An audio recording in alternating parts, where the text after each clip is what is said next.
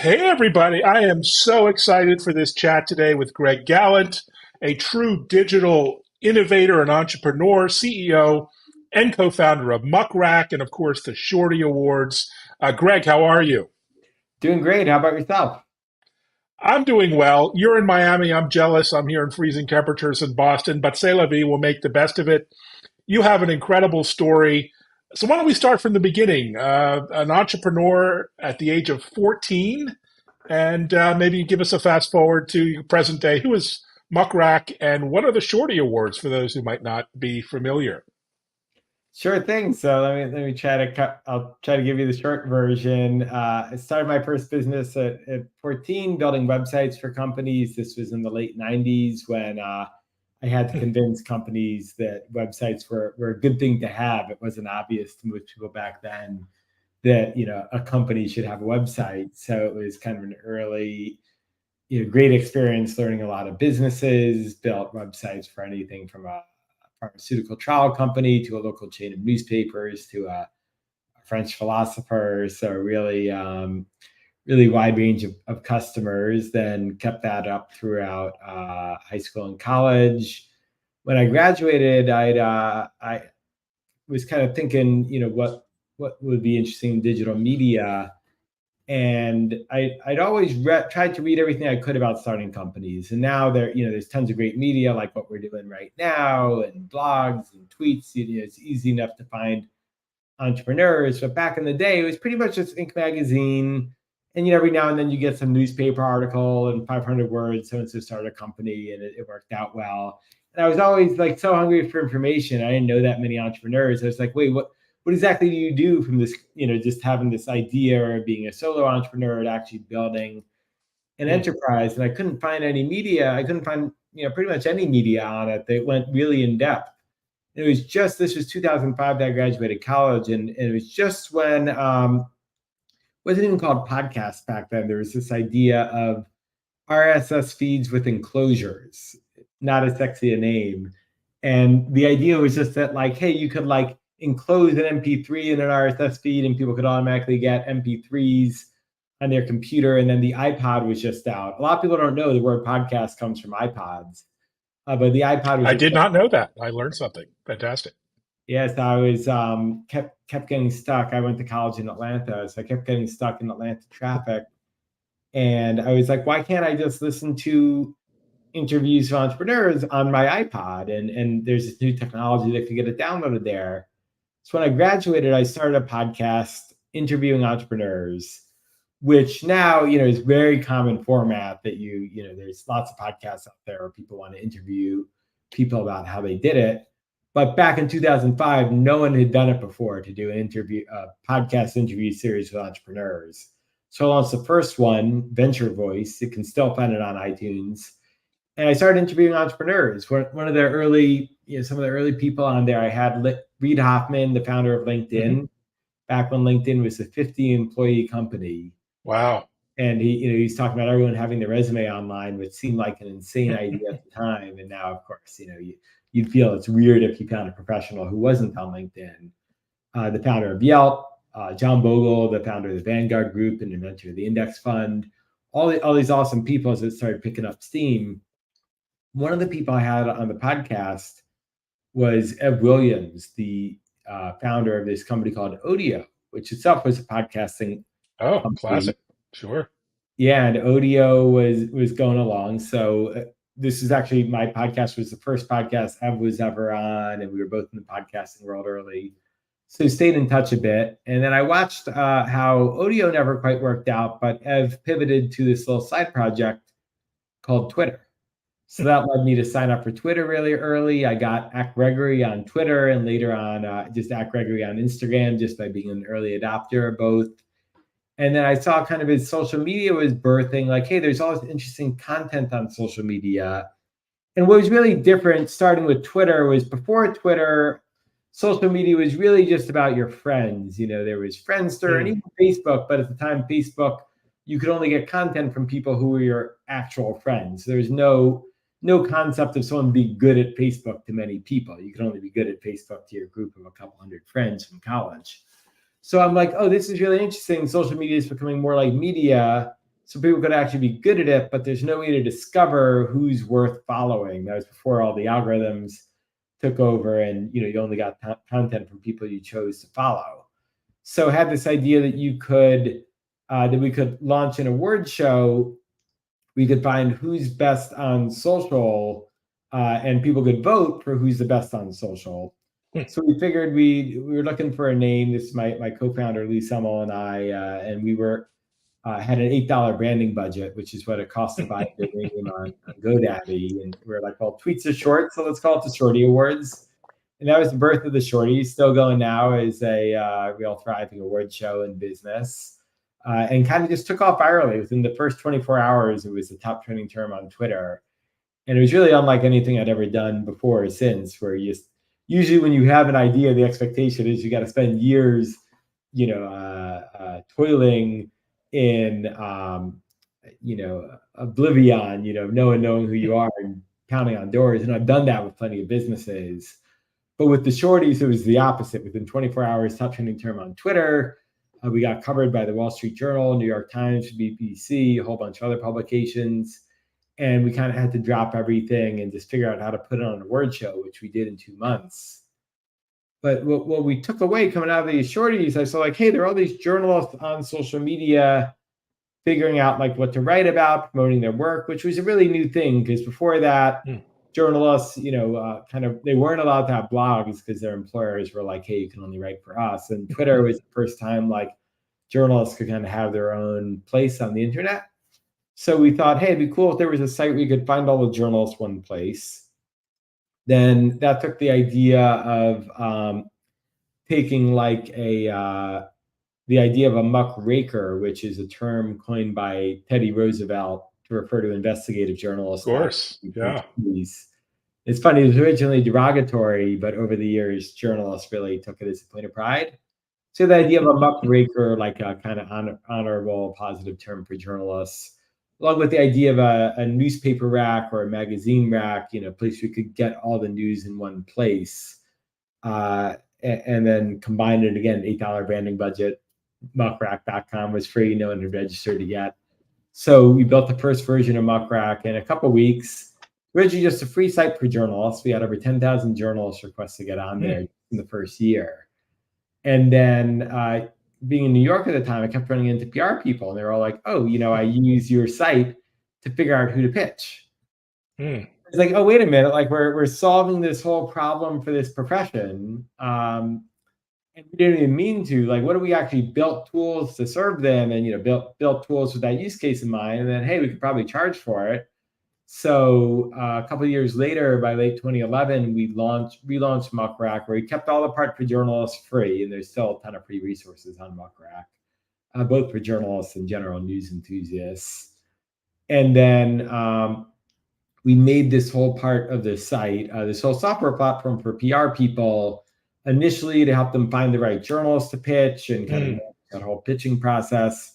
We've since added a ton of functionality to it to monitor the news, so companies big and small can know whenever they're mentioned in the news, in print, online, even on TV, and get notified in real time. And also a reporting suite, so if you're a big company, you can know, hey, how much press does Coke get relative to Pepsi or whatever else you want to track. So we built all that into it and bootstrapped it over the course of these past 13 years into the business it is today. And quite a business it is. You're not the average PR company, to say the least. So describe the current landscape. What are the needs of PR professionals today? Journalists, the journalism profession has changed, completely since you started. How do you describe the good, the bad, the indifferent of our space these days? Yeah, it's changed a lot. When we first built the site, the idea is that we had to help you find the right journalists, but you didn't really have to think that much about the outlet. It's more like, hey, I know the New York Times, I know Wired Magazine. And what we did that was special then was we'd really help you figure out, well, who's the hundreds of people work for the New York Times. You could see who at the Times is writing about your topic, who at Wired Magazine is writing about your topic. The right person to approach there. Sometimes you might, discover a new publication too, or maybe you'd search, you'd say, I'm searching for bikes, and it turns out, Wired is writing about new bike technology. I wouldn't have thought to pitch Wired on bikes, but now I know. But what's changed now is that there's so many more publications to pitch, where the kind of old world used to be pretty static. In fact, when we started, I'd sometimes talk to PR people, and they're like, hey, look, your software looks awesome, but there are 10 journalists that cover our space in our company, and I've known them all for 20 years. I take them drinks. I really don't need software to find journalists, because I know them all. I'll just call them up and we'll talk about it at the bar. And now, like, the media space has become so dynamic, for better or worse. You have a lot of challenges at the old media companies, but then you also have new media companies springing up all the time. You have newsletters, Substacks, podcasts, shows like the one we're on, where there's this whole new world of people you want to pitch. So maybe, I might have, it's great being on the show with you. I might not have known about it before, but by having a search engine like Muck Rack, I can figure out, oh, wait, for the people I want to reach, maybe even more important than a large newspaper is some new really influential podcast that reaches that audience, or a new web show, or a new newsletter, or a trade publication I didn't know about. So we've evolved the software a lot to have many much wider group of people in it, much wider set of content that we monitor to help find all that. And at the same time, for content creators, we give them this free portfolio tool. So a lot of people now, there's been a big trend towards more freelancing and away from kind of just writing for one publication. So the big problem that we're solving for the journalists and the content creators is that they're writing articles in lots of different places. They're making their own content, and they're too busy. A lot of them, they'll set up a website once, but then they're too busy to update that website every week with all their latest work, or even to keep a spreadsheet with it all. And a lot of times when you freelance, you send your work into a publication, and that publication doesn't notify you when they run your work live. So what we do is that we crawl the internet like Google, but then we automatically piece those articles together onto the journal's profile, or the creator profile, so they can have all their work in one place, which a lot of them love, both because it helps them find new jobs. It's like their LinkedIn, their resume, to show all their work. It's an archive just for themselves, and it puts them in control because they can log into Muck Rack and edit what appears there, or email our editorial team, which will help them out with that. So it really kind of serves both sides of the ecosystem. Well, it's a brilliant approach, and so exciting. And, as a content creator and influencer, sort of quasi-analyst, it's the most exciting time in my adult lifetime, particularly because of AI. I feel like I have a team of 10 now to help me on the back end and sometimes the front end with content creation. What about PR? What's been your impression so far of the big impact of Gen AI tools, and what can we expect this year? Yeah, I think AI is huge for a lot of industries, and any industry that involves a lot of writing and a lot of content analysis, and that's what PR is all about.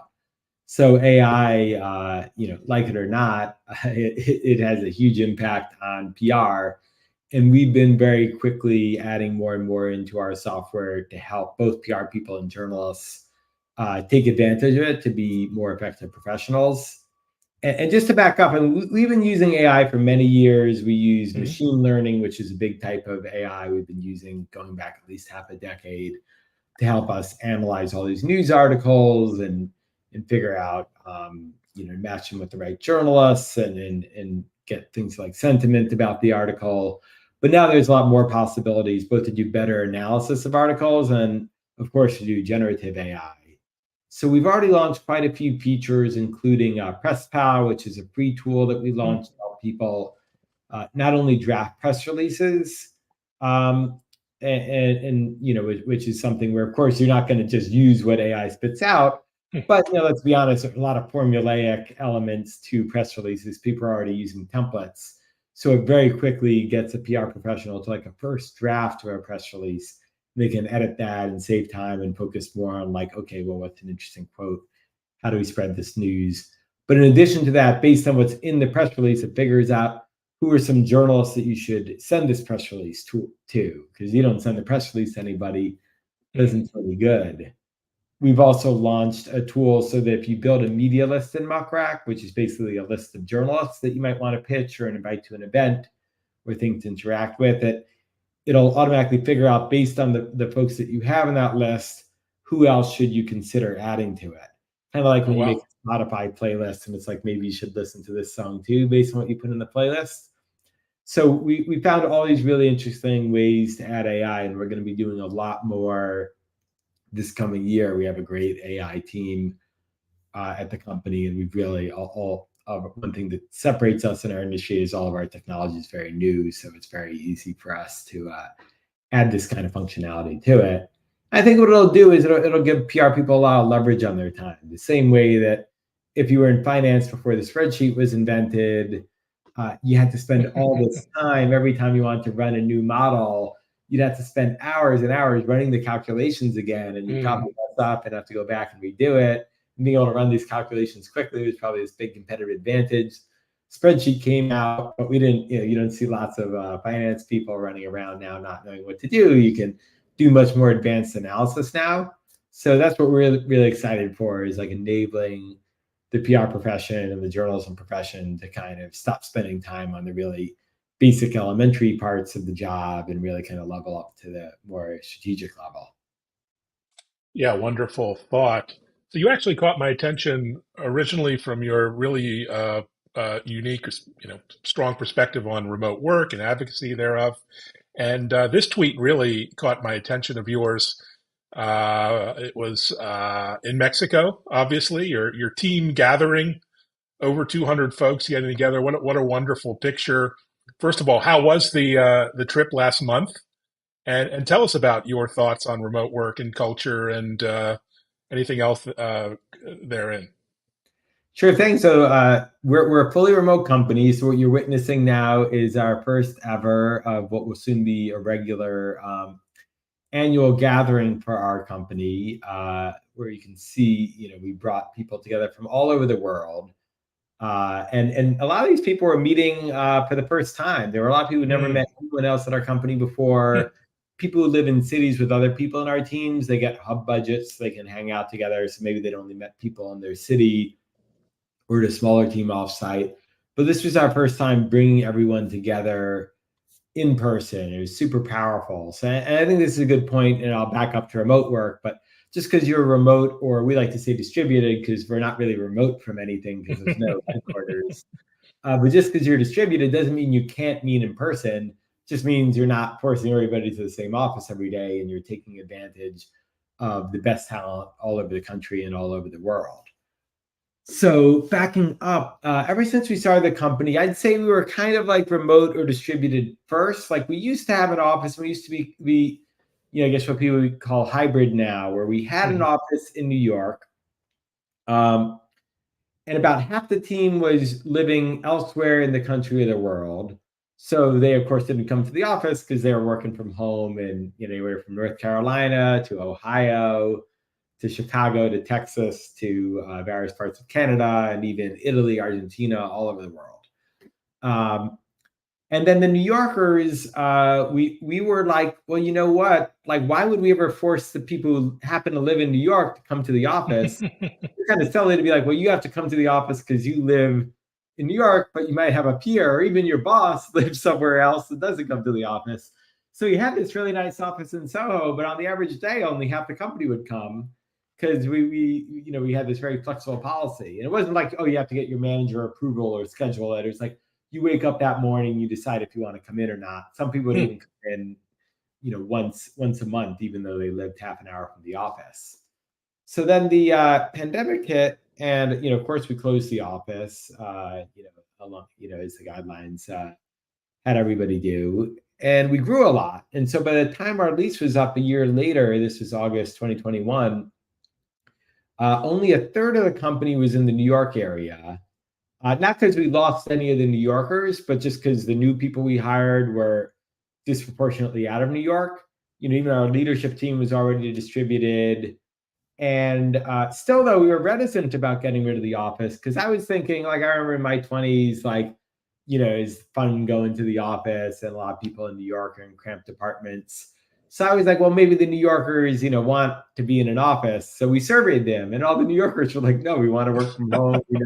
We got dogs, we got a nice home office set up. Like, we don't want to have to go to an office every day. So like, all right, let's get rid of the office and go all in on distributed. And so we did that. Shocking. You listen to your employees. What a novel idea. Exactly. I don't recommend it. But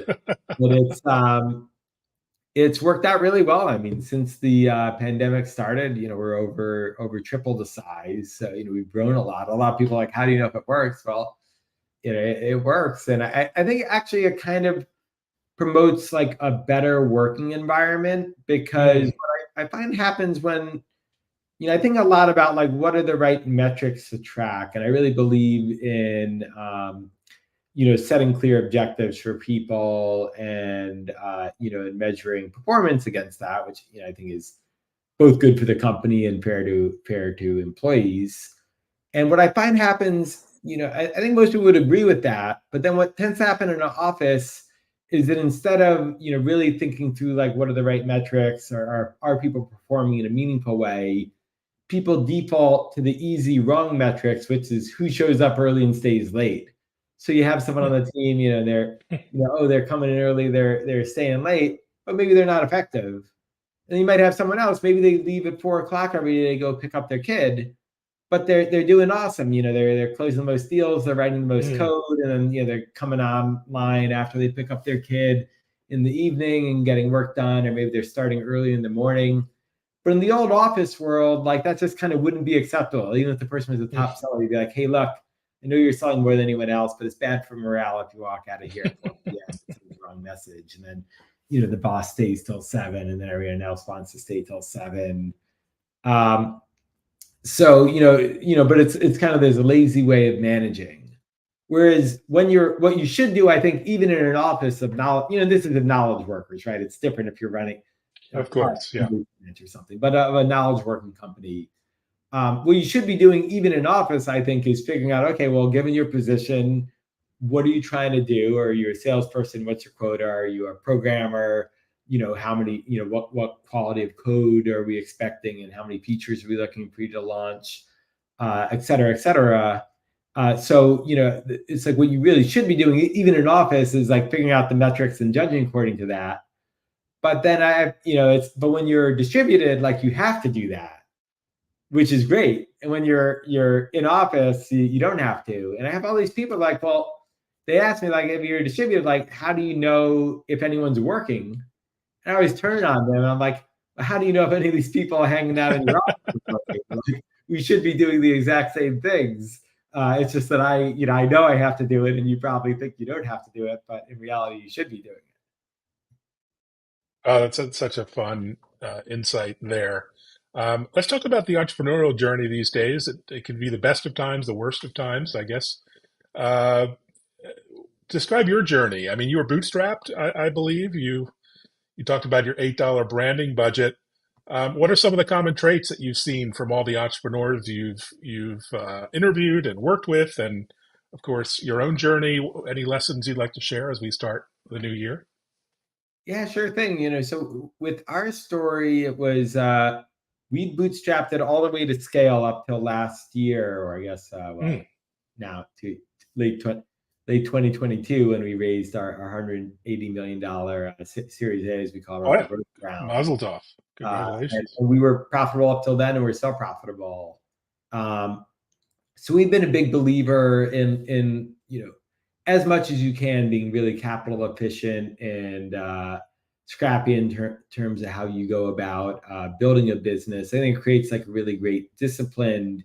And for us, like, we were starting in around like 2008, which was a bad, right after the housing bust. So not great times. And then during the good times, everybody would go up to me and be like, wait, you're profitable and you're growing, but you could grow faster if you just raised and burned money. Like, what are you thinking? Growth is good. And then now everyone's like, oh, you're profitable. That's so smart, and why, how do you do that? And we're thinking of becoming profitable, or even more important, cash flow positive, which is what really matters. So I think that's what, what people don't realize is, like, if you can be cash flow positive, it doesn't matter if the economy is good or bad. it gives you this resiliency. It's not to say you should never raise money. And, there are some opportunities out there that are really focused, like if you look at, like, LinkedIn's a great example where they had this opportunity to be the de facto resume platform. It made sense to, raise and burn some money early on to scale up quickly.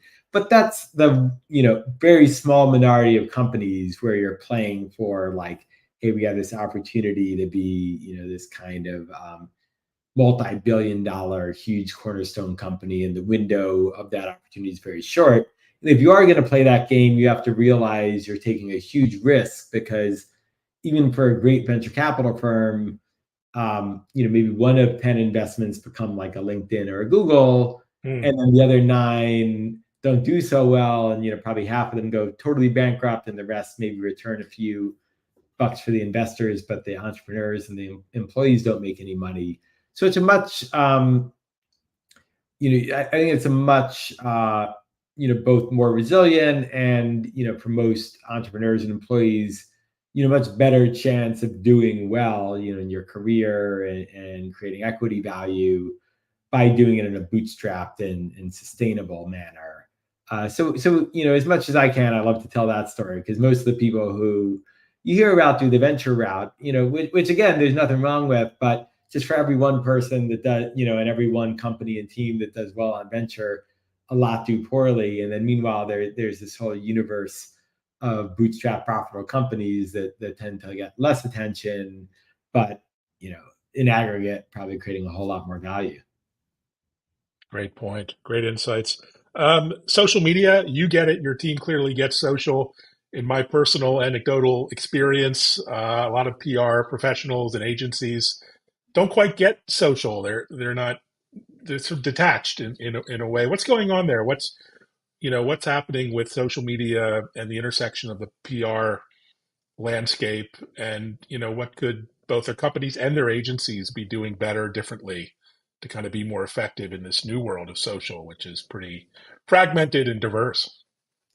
Yeah, I think it's a great point. I think actually the PR profession, I think, is very well equipped and suited to excel in social, because they're good at kind of earned and owned media.